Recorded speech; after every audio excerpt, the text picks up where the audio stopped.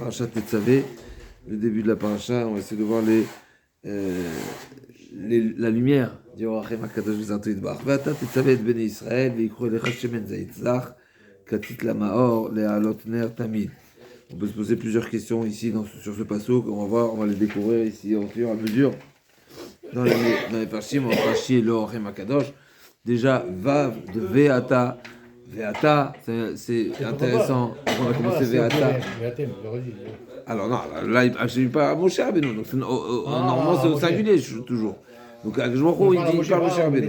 Ouais. Donc là, Ve'ata Tetzavé. Mais c'est vrai que d'habitude, c'est marqué Vaïdaber Hachem Moshe les morts. Là, c'est marqué Ve'ata. Et c'est une suite à quoi? Et pourquoi c'est marqué Tetzavé? Donc tous ces éléments-là, ils sont exceptionnels. On ne le trouve pas souvent. D'abord, démarrer comme ça une paracha. Ensuite, et également, on peut s'interroger pourquoi la paracha commence par le Shemen Zayit, alors que nous savons, c'est une question déjà qu'on avait soulevée au début de Parashat Teruma. Parashat Teruma, de quoi on parle? On parle du Mishkan, on parle du mobilier, le Mishkan et son mobilier, d'accord? Et on parle également de Shemen Zayit Zach, on parle de Shemen. Comment c'était marqué dans la paracha? C'est marqué Ve'ele Vezot. C'est marqué dans la pasuk Mechila. Zahav achesem choshet utchel vargam tu Hashem shelizim arotenim shemen lamaor besamim shem lamishra. Donc on avait déjà posé la question dans la page précédente. Shemen lamaor, pourquoi mentionner le shemen qui est a priori un élément qui est nécessaire pour le service du Mishkan et pas pour la construction du Mishkan? C'est de même qu'on n'a pas parlé des animaux qui sont nécessaires pour les corbanotes, on n'est pas censé parler du shemen. Alors également, cette même question, on peut la poser pour la kétoret. Alors on avait vu une belle explication, c'est qu'en réalité, le shemen, effectivement, c'est vrai qu'il est nécessaire pour le shemen lamaor, pour l'allumage, et l'allumage fait partie du service et pas de la réalisation, mais il était nécessaire également pour le shemen amishra, c'est-à-dire que le Beth Amikdash, le Mishkan allait être sanctifié par le shemen. Donc le shemen, c'est un élément également de réalisation. Et pareil pour la kétoret, c'est quand on rentre dans un nouveau lieu, il faut qu'il soit avec une bonne odeur. D'accord? Donc la kétoret, même si effectivement ça fait partie du service, mais ça fait également partie de la réalisation, la construction du Mishkan. Ça, c'était pour la paracha de Teruma. Maintenant, paracha de Tetzavé, on parle de quoi? On va parler de quoi dans la paracha? On va parler des begadim, on va parler des vêtements. Vele begadim shatasu. Et donc là aussi, à nouveau, on retrouve que la Torah, elle commence par le shemen. Et donc c'est à nouveau intéressant. Le shemen, il est au début de Parashat Teruma, il est au début de Parashat Tetzavé, alors qu'a priori, c'est pas forcément à l'autre Tanerot, d'accord? Alors on y va, je vais dire Rashi. Vata Tetzavé, shemen zaïd zar. Rashi dit déjà dans la définition, zar. C'est quoi zar? Zar, c'est pur. C'est quoi pur? Blish marim, sans résidus, sans... comment ça s'appelle? C'est pas de la pulpe pour l'olive, c'est quoi? Les shmarim pour le vin, c'est la lie, et pour l'olive, c'est quoi? Je sais pas comment dire en français pour l'olive. En tout cas, d'accord.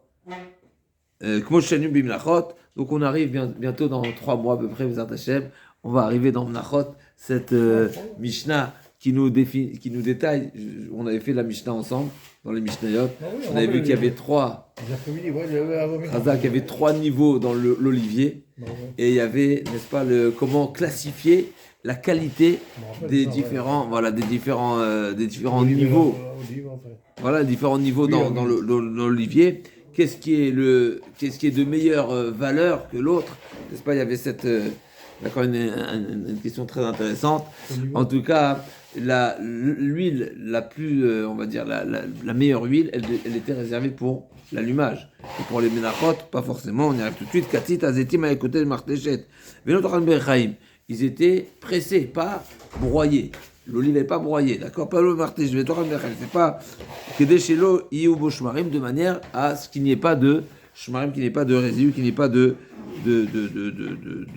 pulpe, de particules. Et en deuxième temps, donc en premier temps, je suis dans Rashi, en premier temps, on était de la pression, la première pression, n'est-ce pas? Et en deuxième temps, on pouvait broyer l'olive. et le shemen hasheni il passe sous la menorah. Ça, j'ai pas compris.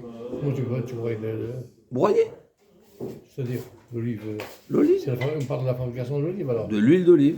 Donc la première étape, c'est presser l'olive. Après, c'est. On presse uniquement.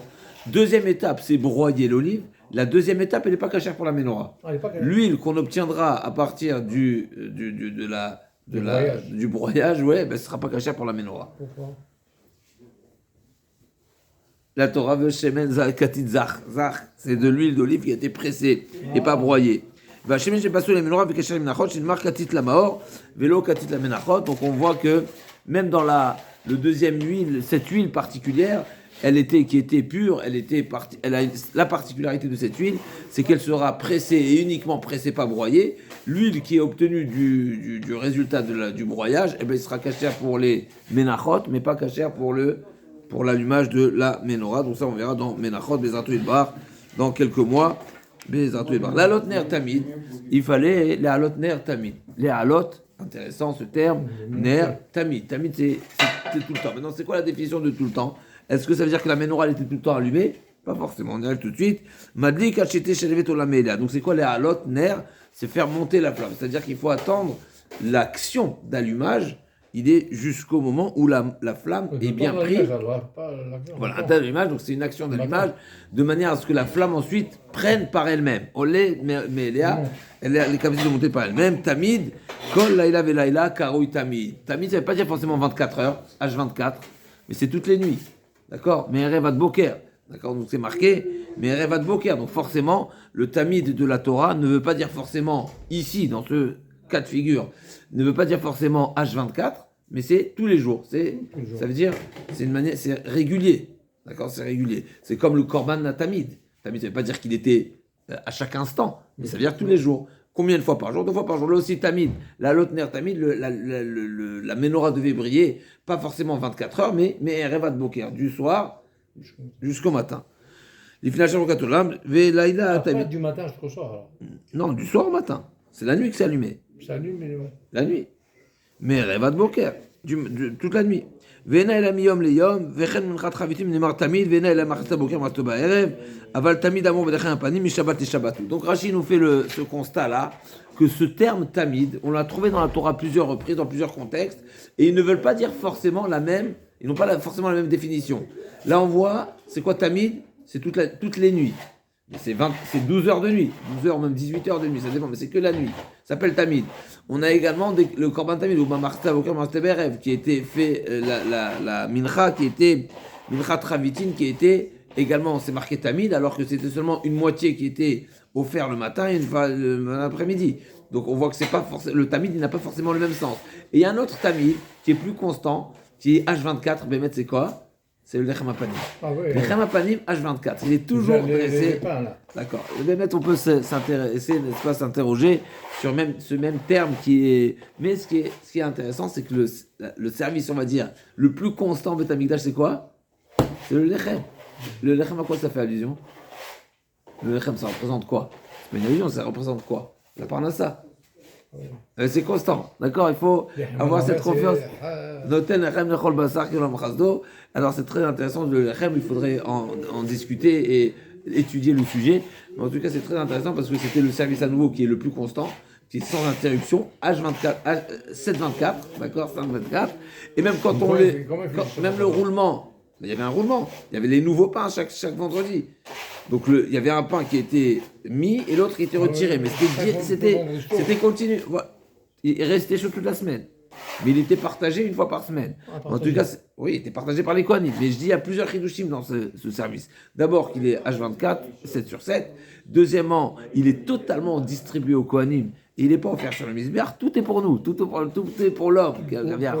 Hachem, il prend que les bazichines, il prend que la fleur de l'Evona qui est dans les bazichines au-dessus du lechem apanim. D'accord, donc c'est quelque chose, bien sûr, ça exprime quelque chose, cette devoir que nous avons de ressentir et d'avoir cette confiance à Kadosh Baruch Hu concernant la parnassa, noten lechem lechol basar ki leolam chasdo. D'accord.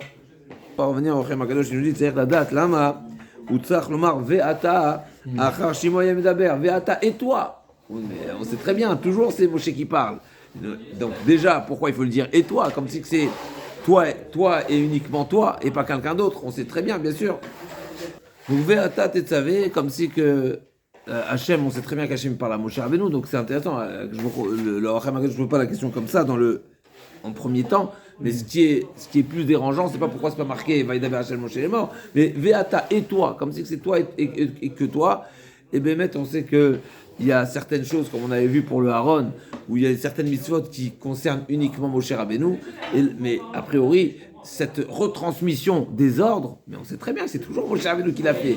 Pourquoi il y avait besoin? C'est toi qui ordonneras, en français. Et c'est toi qui ordonneras. Et toi, tu ordonneras. Mais bien sûr, on sait très bien. Toute la Torah, c'est ça. Pas d'autre, c'est tout. Toute la Torah, c'est comme ça. Toute la Torah, c'est Moshe qui transmet à Aaron. Aaron a ses enfants. 1, 2, 3, 4 fois, Moshe Rabbeinu répète. Il a été obligé de dire ça alors. Chazak. Donc, c'est la date, la maoutsar veata. Achashimo yamedamem. La question du Hachem Akadosh, c'est plus précisément, on dirait que. Et toi, c'est comme Amavdi le professeur, n'est-ce pas, qui est en train de parler à tout le monde, et d'un coup il s'adresse vers un et dit et toi. Voilà, c'est ça. Mais c'est pas le cas ici. Hachem parle avec Moshe Rabbeinu et uniquement avec Moshe Rabbeinu. Donc pourquoi il dit et toi? Et toi quoi? Mais il parle avec lui jusqu'à présent. D'accord? Donc pourquoi cette marque de comme si il y a une pause d'une certaine nouvelle approche. C'est la question. Au-delà ma marté de savait. Pourquoi ordre? Pourquoi ici il fallait parler d'un ordre? Alors que habituellement c'est marqué Daber est mort, dealer, d'accord? Pourquoi Tetzavé? Ordonne-leur. Pourquoi? Tzavé de Israël. Il y a plusieurs reprises on a trouvé de ça, mais à chaque fois il faut se poser s'interroger. Tzavé de Israël va tenir Korban Lachmi, comme le passouk de. Il y a plusieurs parachutes, il y a Tzav dans la Torah, mais Tzav, on sait que Rashi dit Tzav, c'est Tzivouy, c'est Hazara, les Dorotes, etc. Tzav, c'est quand il y a un Chisaron Kis, on y arrive tout de suite. En tous les cas, cette question, à nouveau, on y passe sans s'interroger et remarquer la nuance qu'il y a dans cette paracha. Donc, Ve'ata et Tetzavé. Verabotenu amrou basé d'arachot mehem amrou en tzav la zirot le tzad sheyesh chesron kis. Habituellement, le tzav, le tzivouy, quand on parle de tzivouy, c'est une mise en garde particulière parce que quand il y a une dépense à réaliser, à effectuer, donc il y a besoin d'un zirouz, d'un empressement. C'est vraiment une mise. C'est un tzivouy. Sache que c'est un ordre. Ne le prends pas comme étant quelque chose de. Non, c'est quelque chose qui demande un effort, qui demande un investissement, qui demande d'être payé. Donc, c'est ce que Chachamim nous dit. C'est dans ce cas de figure que le terme de tzav, on le retrouve dans la Torah. En tzav el ziruz. ואולי כי לצד שהדבר אינו מן המוסר לצוות שהדליק את נרות בבית השם שמינו צהורה אשר על כן אמר למשה כי מצווה זו למרן ישראל על פי השם אלא הוא יצווה פירוש מפי עצמו שהוא כבוד זה להביא שמן להדליק ולזה אמר ואתה. Un grand חידוש של Hachem Akadosh. Il est possible que normalement on sait bien que le Midrash il dit que Akadosh Baruch Hu, comment est-ce possible de comprendre que nous allumons des veilleuses au Beth Amikdash, au Mishkan, le Beth Amikdash? Est-ce que c'est le Midrash qui dit Vechile ora ou tsarir? Est-ce que le bon Dieu a besoin de notre lumière? Alors que dans le désert, qu'est-ce qui nous a éclairé? Jusqu'à présent, qu'est-ce qui nous éclaire? Dans nos déplacements, la nuit, c'est qui le Ba'esh Yomam? C'est cette colonne de feu. Donc, notre lumière? Vechile ora ou tsarir? Est-ce que il a besoin de. Alors, effectivement, c'est pour ça qu'elles convergent vers le centre, pour montrer que c'est pas ça l'idée. Mais au final, comment le bon Dieu. C'est quoi l'idée? Je dis les mon Dieu Hachem Akadosh. Le bon Dieu demande, allume, comme s'il a besoin de notre lumière. Il dit, première explication, c'est pour ça que Hachem dit à Moshe Rabbeinu, Ve'ata tetzavé. Comme si que l'ordre vient de toi, pas de moi. Incroyable, c'est terrible. Comme si Hachem dit à Moshe Rabbeinu, dis au Bnei Israël, vous devez allumer. C'est pas une retransmission. C'est pas. Bien sûr, c'est une retransmission. Mais Hachem dit à Moshe Rabbeinu de le faire entendre de cette manière-là. Pourquoi? Parce que nous, on ne perçoit pas, on pourrait ne pas comprendre a priori ce besoin, cette nécessité, cette mitzvah d'allumer alors qu'Hachem est notre lumière. D'accord? Donc, incompréhensible. Donc, et là, où y est savez pirouche mi pi atzmo, chez nous, kavotze la vie shemen la dig, les amar ve'ata, c'est toi. Milevad ma shesivitira, osefata les tzavot, alze, les tzavotam alze. Donc, bien sûr, le Rav ne dit pas que c'est un ordre qui est une invention de Moshe Rabbeinu, puisque c'est Hachem qui lui a dit, bien sûr, mais il faudra le faire entendre comme si une insistance particulière que ça vient de Moshe Rabbeinu. Vedigdek le marté tzavé. Et également, cette notion de tzivouï qui est particulière ici, particulière, on la trouve dans d'autres endroits, mais c'est relativement particulier. Et c'est pas toutes les mitzvot qui méritent cet adjectif ce verbe d'ordre. להצדיק דברינו אלה שזרזם על הדבר, שאם אמרת תדבר, יהיה נשמע כי ידבר דברי השם, כי זה רגיל לדבר, מבלי צורך הזירוז. אז זה לא אמר צו, habituellement, il n'est pas nécessaire de dire tzav. Pourquoi? Mais c'est la parole d'Hachem. La parole d'Hachem, on n'a pas besoin de la consolider, de la renforcer. On retrouve dans la Gemara plusieurs endroits où la Gemara a dit Chachamim asur chizuk les divrei. Quand c'est un ordre, quand c'est une règle, c'est un décret de Chachamim, alors Chachamim, il le consolide. Quand c'est de la Torah, pas besoin de consolider. C'est de la Torah. Par contre, quand c'est un ordre qui, on pourrait dire, c'est des Rabbanan. Eh ben, Rabbanan dit, ah bon, c'est des Rabbanan. Ben, je vais te montrer que c'est important. Parce que si on ne le consolide pas, on risquerait, nous, avec notre petitesse, de le dénigrer, de ne pas bien l'accomplir. Je vais donner un exemple. D'accord, le Mouktsé de Yom Tov, il est plus ramour que le Mouktsé de Shabbat. Pourquoi? Le Mouktsé de Yom Tov, parce que chez Yom Tov, on a beaucoup de choses qui nous sont autorisées. Shabbat, on sait très bien. Shabbat, tu fais rien, point. Donc c'est facile, c'est carré. D'accord?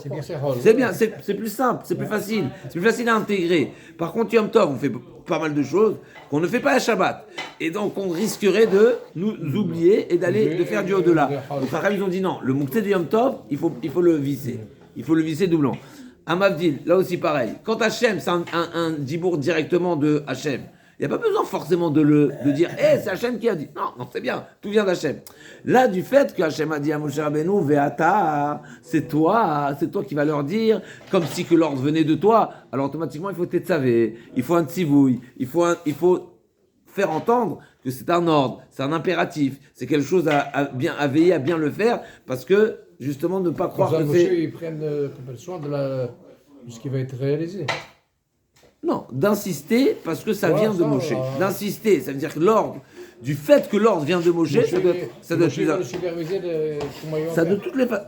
C'est pas ça l'idée. L'idée, c'est à nouveau, c'est qui celui qui donne l'ordre? Le bon Dieu ou Moshe? Habituellement, c'est le bon Dieu. Donc, si c'est le bon Dieu, il n'y a pas besoin de faire entendre que c'est important, que c'est un ordre. Par contre, quand on entend que ça vient de Moshe, c'est ça l'idée. Ve'ata tetzavé, c'est toi qui vas ordonner. Donc, il faut un ordre. Il faut que ce soit un ordre. D'accord? Mais c'est comme Hachem qui peut... Donc, on gagne également un troisième point, c'est la formule. C'est pas marqué Ve'ata tzav, mais Ve'ata tetzavé, à nouveau. Ve'ata tetzavé, c'est une troisième question. Donc, c'est une question sur le ata. Sur le tzav, la notion d'ordre, ce terme d'ordonner. Et c'est pas marqué et toi ordonne, mais toi tu ordonneras.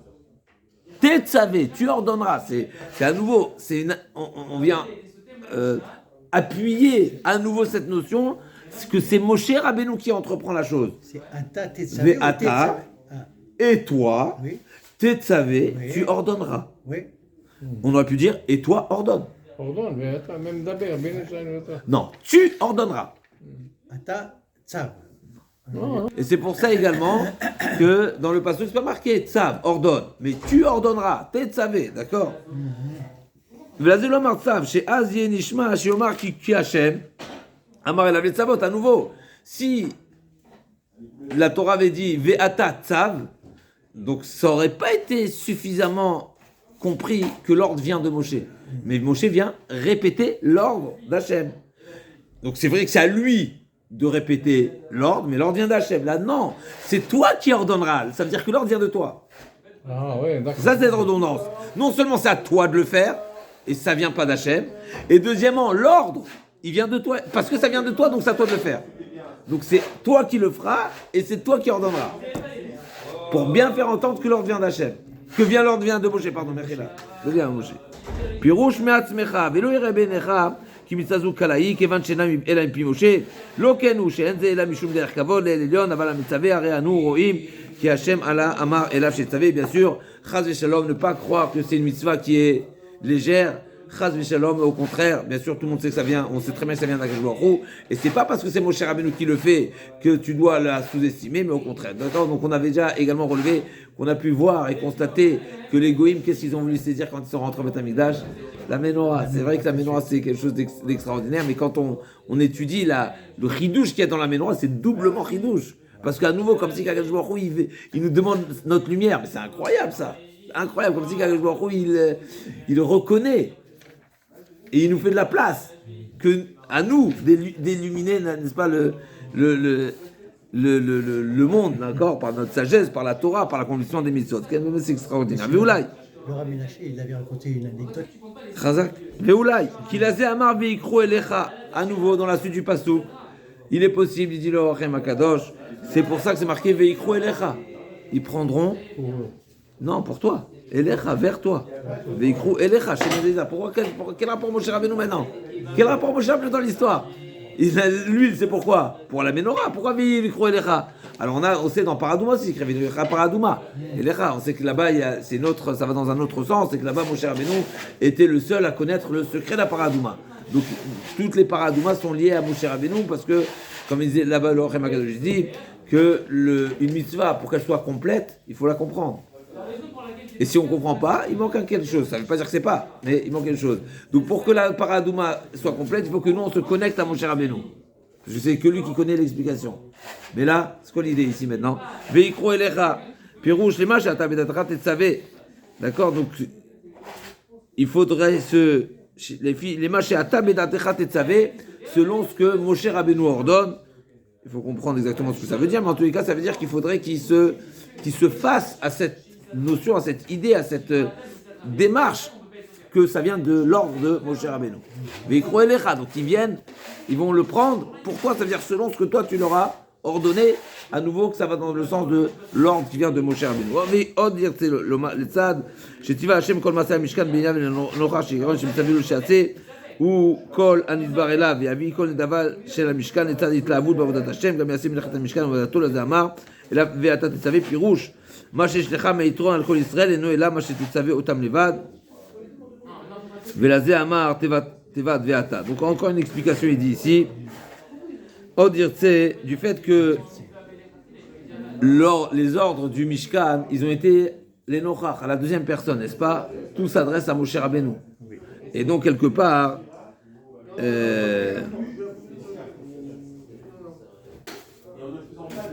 Comme si que Moshe Rabbeinu, il avait une mahala encore plus grande que.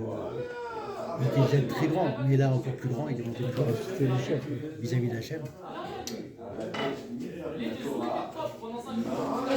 même si il pourrait être compris de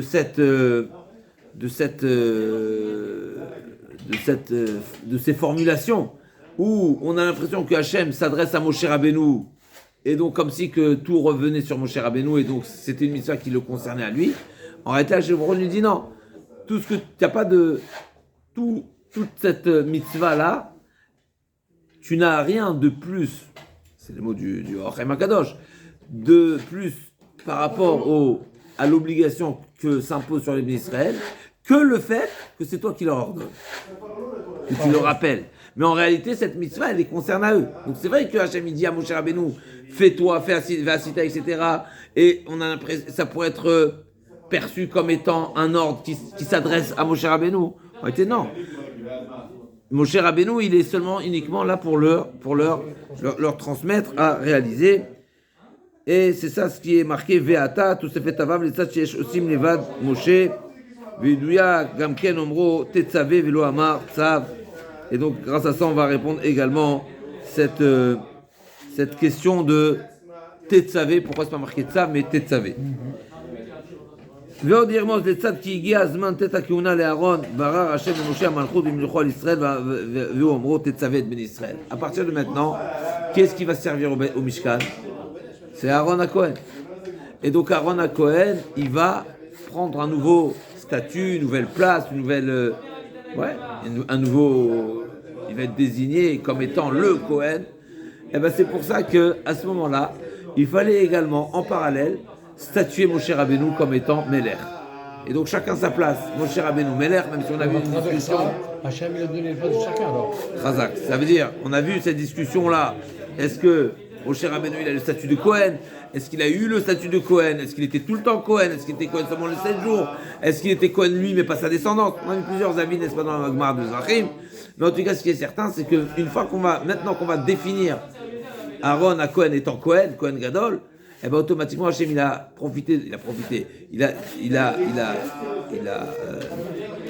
jugé que c'était important à ce moment-là de mettre Moshe Rabbeinu en place de en premier, en tous les cas le statut comme étant, et c'est pour ça qu'il lui a dit Ata Tetzavé, c'est toi qui ordonne. Ça montre ici ce statut de roi que Moshe Rabbeinu va avoir et va s'exprimer. C'est pas parce que Aaron a Cohen quelque part est le Cohen que Moshe Rabbeinu n'a plus sa place, Chas v'Shalom, ou pas aussi. Et והוא אומרו תצווה את בן ישראל דרך אומרו ויצבו השם לנגיד וגם שבארץ מצרים מה כתוב ויצווה את בן ישראל פירושו שם שעשה מושלים בעם כן כאן אחד מושל מלכות ישראל ואהרון כהן. Et donc même si ויצווה את בן ישראל, même si en Égypte, n'est-ce pas, on a trouvé ce terme également que Moshe et Aaron ont ordonné, n'est-ce pas, Vaïtsavem el Bnei Israël. Donc je dis déjà, on a trouvé ce terme de Vaïtsaveu Hashem le Nagid. Donc on a trouvé ce terme de tzivouï, donc de ordre, quand il s'agit d'une nomination, d'une nomination d'une personne qui va avoir un statut de dirigeant. Ah, ils demandent au Rem Akadosh, mais ils l'ont déjà eu celui-ci. Vaïtsavem el Bnei Israël, aussi un Bnei Israël. En Égypte déjà, Hachem il a donné ce statut à Moshe et Aaron. Oui, mais c'était pas encore démarqué. Dans le sens où là-bas, Moshe et Aaron n'étaient pas encore chacun. Voilà, c'est pas question de numéro 1, numéro 2, c'est chacun sa place. Aaron a Cohen, maintenant il est Meler, il est Cohen Gadol. Donc Moshe Rabbeinu, il va avoir le statut de Meler qui est défini, qui est statué. פירוש שם שם מושלים כן, ואולי כי לזה נתכוון מה שאמר הכתוב ואתם תהיו למלאכת כהנים וגוי קדוש, ממלכת חוזר אל משה, כהנים אהרון ובניו. ממלכת כהנים וגוי קדוש, c'est le passage qu'on a vu dans Parashat Yitro, ואתם תהיו לי ממלכת כהנים וגוי קדוש. ממלכת כהנים, ici on a le terme de Meler, on a le statut de Meler, et Kohanim. Meler c'est pour Moshe, et Kohanim c'est pour Aaron et ses enfants au pluriel. Vegoy Kadosh pour le peuple d'Israël, et pour les Lévis, Mechila. Veoulai, Shirmoz, encore une explication. Tetzavé, tu ordonneras. C'est quoi l'idée de Tetzavé? Donc on a donné plusieurs explications. Encore une vers Omram, qui kol Talmid Chacham sheshlo nitzot mishmat Moshe. Tout Talmid Chacham a une étincelle de la neshama de Moshe Rabbeinu. Velazer rabotenu ayu korim zelazé Moshe, ki hu ze amedaber v'chnat nefesh alamidet Torah, veomro ve'ata Tetzavé. Al derech omro ki malacha vitzavé lach shu lashon tzavta livui leish Yisrael nechbadim. Donc une autre explication, donc c'est qu'il dit al derech remez, c'est pas du pshat, c'est du remez, c'est une allusion. Tetzavé en araméen, tzavta c'est être en bonne compagnie. Comme on a vu dans la Gemara, ce terme-là on l'a retrouvé dans la Gemara hier, qu'il était nécessaire de dire dans Parashat Noach, kach lecha ve'ayu itach, d'accord, avec toi.